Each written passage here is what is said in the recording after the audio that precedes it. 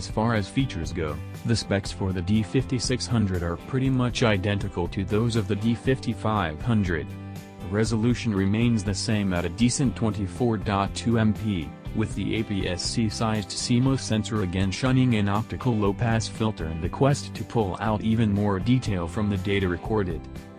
The D5600 also uses the same XP4 image processor, with a native sensitivity range running from ISO 100 to 25600, meaning it should be quite comfortable shooting in a range of lighting conditions.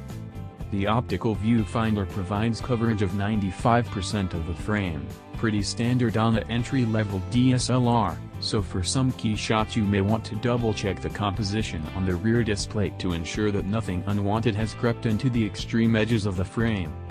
Speaking of the display, there's the same 3.2-inch vari-angle touchscreen display with a 1,037,000 dot resolution, although its operation has been improved.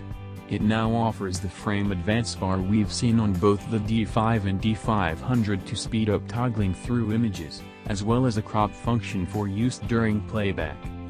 As far as features go, the specs for the D5600 are pretty much identical to those of the D5500. Another addition to the D5600 over the D5500 is Nikon's time-lapse movie function, as featured on models higher up the Nikon range.